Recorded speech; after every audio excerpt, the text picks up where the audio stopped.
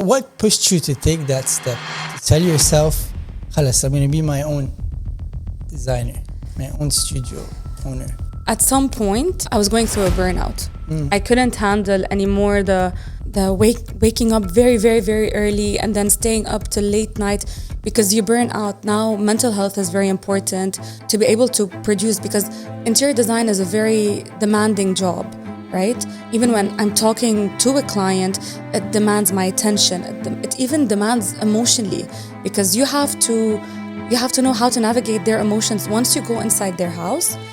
Or once they actually go inside their house, they have to feel comfortable. They have to feel that this is my own space. I said, okay, let me give myself that space as well.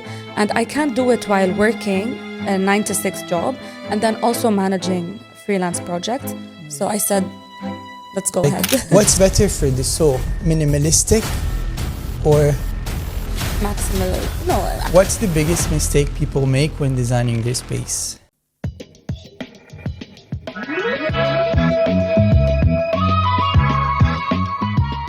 Guys, welcome to the Kelshi podcast where we talk about everything but mostly business. Today I have a remarkable guest, Rasha Khattar. Hi. Hi, thanks for coming. Thank you for having me. How are you? Good, doing great. Rasha is the founder of Rasha Khattar Studio, a interior design agency based in the UAE and all over the Middle East. Today we're going to dive a bit into the creative process of interior design, and this episode is called Kelshi Interior Design in 30 minutes. So thank you so much. Or a bit more, هلا بنشوف.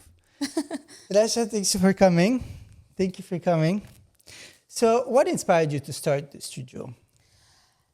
A lot of things, actually. It started when I actually moved to Dubai and I started getting many freelance projects. And it overwhelmed me that I could not handle the 9-to-6 job and the freelance. And then I just decided to either take the risk now or not do it at all. So this is one of the many, many reasons. Okay, so can you tell me a bit about your journey in the UAE, how it started? Sure. I actually got a job offer and I said, okay, let's try, let's go.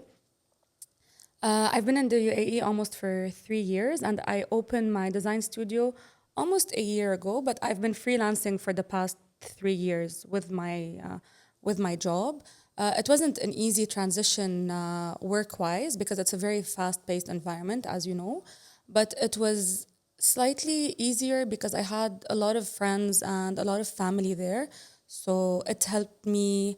It helped you create a path into starting the studio? It helped me adapt, actually. Okay. Yeah, it helped me adapt faster because I hear a lot of people struggle when you move to another country and so on. So it was an easy transition. But work-wise, it's very different between Lebanon and the UAE. It's very fast-paced. Clients are more demanding. The industry, there's a lot of competition. So, yeah. Yeah, tell me a bit about the competition. Like, how do you think you're standing out?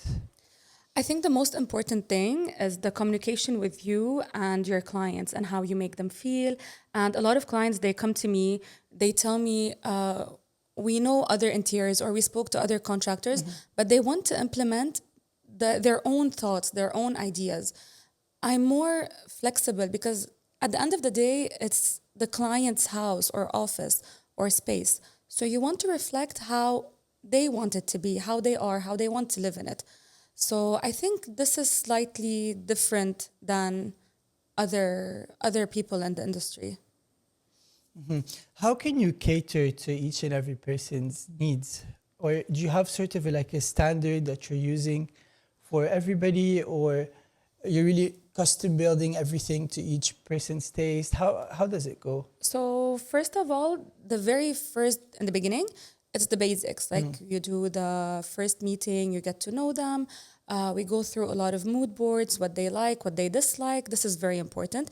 And yes, everything is customizable to each client. Okay. Everyone is different. Everyone has a different idea how their space want to be. How they like. Some people really like minimalism. Some people they want their house to be full of items and a bit, I'm not going to say crowded, but have a bit more, we call it maximalism as well. So it depends on each client. Got you. there a specific moment where you told yourself, okay, I'm going to be an interior designer and above this to be my own boss in Yeah. interior design? Okay.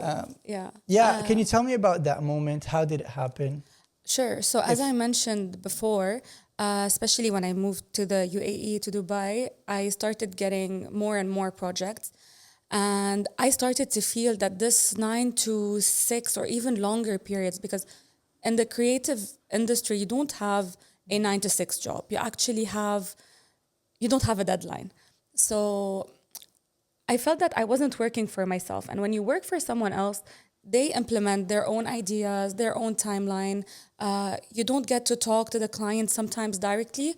So this was a bit of a challenge, because how can I understand you if I'm not talking to you directly, or if there are some decisions that are being taken while you're not there? So I felt that a lot of my energy and time was into that work and not on me. So I said, no, let's try it. If it goes well, it goes well. If not, then at least I tried. So yeah, I said, okay, let's try. I had a lot of clients already, and they were very happy once I told them that I quit, because it gives, like, my attention is directed more towards them and more towards me and towards my own business and my own growth, which is actually more important than managing someone else's work. But what pushed you to take that step, to tell yourself, "Khalas, I'm going to be my own designer, my own studio owner"?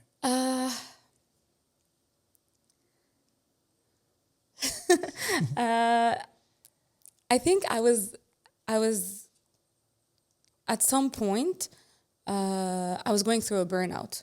I couldn't handle anymore waking up very, very, very early and then staying up till late night, because you burn out. Now, mental health is very important, to be able to produce, because interior design is a very demanding job, right? So even when I'm talking to a client, it demands my attention. It even demands emotionally, because you have to know how to navigate their emotions. Once you go inside their house, or once they actually go inside their house, they have to feel comfortable. They have to feel that this is my own space. So it demanded a lot of time. And I said, okay, let me give myself that space as well. And I can't do it while working a 9 to 6 job and then also managing freelance projects. So I said, let's go ahead. So you had the 9 to 6. Yeah. And you had some freelance projects, and then you concretized it into a real business, solid business, Rasha Khattar Studio. Yes. And now you're starting to, register everything, Yeah. get the trademark for your Yeah. name. And I think, awesome. Wow, that's Thank you. amazing. What shaped your early sense of style and aesthetic? Since I was young, like, I really like colors. I really like textures. So when I wanted to choose a major in university, it was either interior design or graphic design. The first year is you get to learn more about both. And this is where I said, no, let's go with interior design. Very honestly, in university, I did not strive that much. So I had my doubts if I wanted to change. But as soon as you get experience, this is where you learn that, no, I took a good decision. And this is where I have to be. So, and just creating these beautiful spaces is what pushed me more and more towards interior design and towards a creative field. Recently, I've been هيك شوي torn in two worlds, Sometimes I think I like the old aesthetic of, where we used to put a lot of details into the furniture, into the roofs and the floors and the walls. And a more simplistic, cleaner, minimalistic vibe. What's better for the soul? That's what my question. The minimalistic or... No, I'm not going to call it the maximalism, actually. Okay. The details are nice. Okay. The details are actually what makes a design pop, or what makes it different. Okay. Recently, minimalist is a trend. But for me, I think you have to mix and match between the two. Not have a very crowded space, but not have this garage box, minimalist garage box that everyone is doing. You have to have maybe a bit of color can change that. Maybe like some nice furniture in a minimalist space can just give that a bit of spark or be a bit different than just a bland interior. So I think both of them, like you have to mix both, definitely. Again, it comes back to each client. Sometimes a client, because you know us, we lived in houses that you have all these bibliothèque and books and furniture. So we tend to go more towards a minimalist space. But I like to mix and match actually. Okay. Yeah. Can you walk me through the creative process? Sure. First of all, I got either a call, a DM, an email. We have a first meeting. The first meeting, usually it's better to have it on site. We see the space. We check what the client needs. So it can be either just design and then they have a contractor, or they already have a design and they want to execute, or they want to do both. It's always nicer to get the full scope because you get to create that design and then see how the final outcome. The second step is once we agree on the budget and everything, the second step is the mood board and layouts. So the mood board, it specifies which color scheme they want to go with, which style they want to have, and so on. And even the design, like do they want the kitchen to be an open space? Do they want to close it? The bedroom, do they want the walk-in to be behind the bed in a separate room? They want a bathtub? So like all these small details. Once this is done, we turn them into 2D layouts. And at the same time, we start with the renders. Once these are finalized, of course, we go through a lot of modifications, either in the 2D and the partitioning and the 3D and the materials sometimes. So once this is done, we do the quotation for the execution. It's very important to finalize the design first and then start the execution. But in some cases, the clients, maybe they want to move in, they don't have time, but this is very challenging. To finalize the design and start the execution in the same time, it's actually very challenging because through the design phase, we go through a lot of changes. So the faster we finalize the design, the better the outcome of the execution will be. And then we start, so you have two types of clients. Types of clients that want to personally go and purchase the supply, the materials. Other clients that say, no, go ahead, I'll just agree on what you want. So if they want us to handle this, we just need to get the materials, have them on site ready to not have any delays, to have the shop drawings ready to be able to manufacture everything. And we start the execution process until we're done. Once we're done, we do the snagging, make sure everything is correct, that we don't have any maybe chipped wall or maybe while we're laying a tile, it slightly breaks on the side. It happens. So we just make sure that everything works or is done properly and we hand over. Okay, it's a very long process. It is. So it's not as simple as I'm trying to. But we try. I can imagine. So do you source the materials that you're getting? Okay. I work with a lot of suppliers in Dubai specifically. So anything you need and with any budget, we can have it ready. And you import it here in Lebanon if someone wants to? I think in Lebanon, actually, we do have a lot of really good materials as well. So I also work with suppliers here. So always locally? Yeah. Okay. Is that like a difficulty you're facing to expand? So let's say tomorrow you want to be in Greece, what would you need? So right now what we're doing is I have a project in Bulgaria. I have a project in Kuwait. Like while I'm here and I have a project in Dubai, it's the same as while I'm Dubai and I have a project in Lebanon. Cool. So it's hard to find someone to execute while you're outside the country, especially either in Europe or in the GCC. But the design process is the same. So design process, the 2D, the 3D, they're all the same. And if I get the chance to go and see the site in that country, there's always, how do I say it? Like, there's always someone that you know that works in the industry that can work with you. You can collaborate with someone to execute. Cool. Yeah, so either in Europe or in the GCC or hopefully You maybe cracked in the the codes, States. Yani. Yeah. It's okay, you're everywhere. Yeah, Nice. hopefully. Yeah. That's awesome. So how many are you in the team? Or For now, like from the design freelancers? side, from the design side, it's just freelancers. We're around 3, but the execution team, like I work with a project manager. You have to have a project manager on site, and then the contractors in the UAE or even here as well. How do you ensure the project manager is gonna implement your vision? Ed? My Yeah.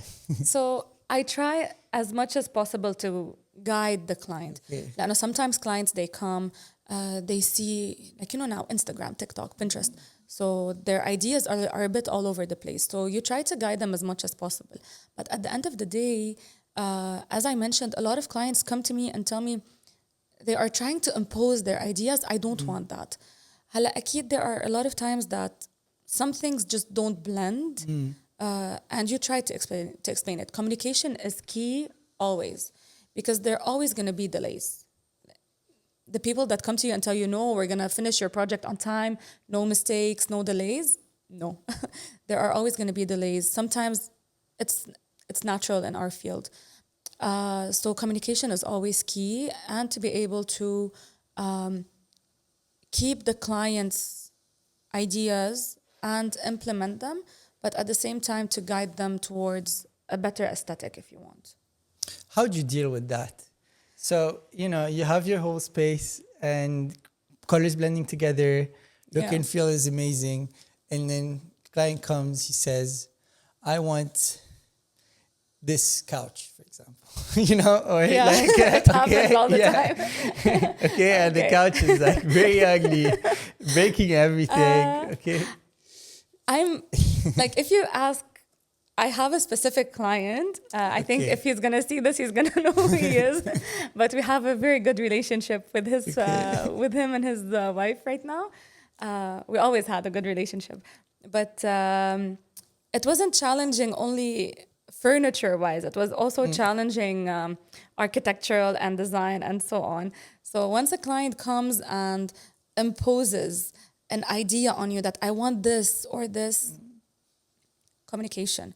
I tell him, I don't like it. I'm someone who is very straightforward. If there's anything that I don't like, I come to you, I tell you, no, this does not work. I try to find a solution, an alternative. Let's say he wants this couch in purple. And purple doesn't, like, you have beige, maybe a bit of green and blues. It doesn't work, right? So I tell him, okay, let's keep this couch. Let's just change the fabric. Sometimes it works. I think you just have to communicate better. So what I understand is it's the stubbornness of the client, right? Yes. خلاص, I want this. At the end of the day, if they do want this, I'm like, okay. It's on you. خلاص, no, it's their house, it's their space. Absolutely. But it's your portfolio. So I don't mind. Okay. Because this shows, again, I try to guide, بس خلاص, إذا he's stubborn about it, or مثلا, let's say I changed the color, I changed the wall behind it, I just changed something to make it work. But at the end of the day, you have to make it work. Absolutely. Client is first. I know it's your portfolio, but your portfolio is like, a reflection of what happy clients, right? Yeah. So, I mean, that's amazing. I actually want to go in a bit, check the Instagram while I'm at. So I see the last 3 posts. Can you tell me a bit about that project? This is... no, It's fine because we're finalizing now, actually. Okay. I think we should hand over mid-July, something like that. It's a villa in Parkway Vistas in Dubai Hills. He is one of my favorite clients, and I actually got the contact through my contractor. Okay. So we worked on this together. I did the design. He's executing now, and he wanted something more on the beige style. Okay. But we integrated some colors through, like we're integrating colors through furniture. Like let's say if you have a bedroom that's beige with like a bit of whites, we integrate some green furniture. The accessories later on, once we finalize, also they have a bit of color, so we change. So yeah, it's been a very nice project. We also we traveled to get the furniture from abroad as well. Hey. So I can't wait for it like to ship. But yeah, we focused also on the landscape. That's a It's gonna render, be by the way. beautiful. It's a, Which one? it's Sorry. these are renders. Yeah, these are renders. Wow, they became so real. Yeah. واحد التلفي يعني. Okay, and I actually really love the second one. I think the project that you posted right before this one. It's cool. It has this like greenish. Oh yeah, this is the project in Bulgaria actually. Okay. So I was approached through a friend. So it's a friend of a friend. They have 4 apartments in Bulgaria. Right now, they're using the renders to advertise for the apartments, and once they sell, the client will be in direct contact with me to be able to execute or if he wants to change anything. So this was very exciting. It was one of my projects abroad. So hopefully we'll expand more. Cool. Yeah. As an interior designer, what's your favorite design by the big developers in Dubai? I think Ellington and Shoba Okay. have the best finishes, the best designs. It's more modern, more attention to details and so on. Okay. Yeah. But like I've seen a Shoba. I've never Okay. seen an Ellington. Is there a building somewhere like semi-public that I can recognize it from? Actually, it's my friend's apartments. Okay. They're in Maidan. So as soon as you enter from the lobby up until the apartment, up until the roof, it's very neat. The design is very nice. The finishes are also very good. But I can ask if you can just check Okay. if there's a public place where you can Okay. where you can see for Ellington. Yeah. Awesome. So my favorite would have been Ahmad. You know, like Dubai Hills. Just Yeah, they all have of the best Dubai locations Hills. also. Yeah. Yeah. Still hello. Yeah, Dubai Hills is one of my favorites areas. But also the minimalism is very present. Yeah. Yeah. Yeah. Because Is they it give very you a minimalistic space. with Ellington? Um, Less. yes and no. It's a mix of both. But I think Kamena, they give you the option to, if you want to change design. So this is why it's more minimalist. Okay. Because, And flexible. yeah. Nice. I didn't know Yeah. that. Cool. So, but that's for the off-plan houses, right? yeah, definitely. Hala, sometimes they give you a full design because I went with another client to Eden Homes. They're doing a nice project next to Dubai Hills. It's in Eden Hills, actually. They furnish everything. They execute, like the design is already there. So it's from the start, you tell them, okay, let's go with this, or no, I want to change. But they provided everything, and I think it's one of the nicest projects. I think they'll finalize in the next 3 years. The last question on creativity and design is, do you design more with emotion or logic? Both. Honestly. With emotion, definitely, because as I mentioned, you get to learn more about your client. You get to see how they live. They introduce you to their families, to their pets, to their kids. So You get to know how they met if they're a married couple. So there are a lot of emotions that you want to reflect. But at the same time, أكيد it has to be practical. It has to be functional. You can't do a kitchen that is 10 meters away from a dining room, let's say. So it's a blend of, it's a mix of both. Yeah. Cool. Okay, so now moving on to the tips section and advice. So how can someone improve his space with little tweaks? First of all, I think definitely furniture. The size of if you have a small space, the size of the furniture and the function. Let's say you have a small 1-bedroom and you need more storage, then your bed under the bed, maybe inside the TV cabinet you have more storage. You can have a desk and a vanity next to each other. So this is 1. 2, if you want to enlarge, you have a small space and you want to make it feel bigger, light colors for the walls, add more mirrors and so on. So each space is different depending, but these are the basics. Okay. In terms of like color blends, you know, what are your favorite like 3 color blends, let's say? Honestly, my favorite color is not now, like ever. I love blue, green, and yellow. Green is very trendy right now, other than brown. Brown, you have different degrees of brown. I think you can mix and match maybe between brown and burnt orange. You can, if you have green with the beige, again, if you have a minimalist style that a client, like he wants this grayish beige color scheme, you can introduce greens and browns and blues and then have this mix of color. Okay, so when we say a place is aesthetic, what do you think they mean? It's more about details. So this is where the details play their role.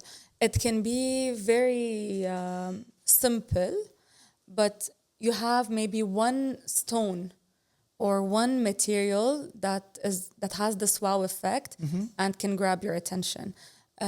This is one example. Another example, if you have a place with a lot of textures, a lot of materials, a lot of organic or customized furniture, this also grabs your eye as well. Aesthetic vibe. Yeah. Cool. And what's the biggest mistake people make when designing their space? Pinterest boards. This is one. And they have a lot of options right now. They open Pinterest, they open social media, and they get confused with what they want.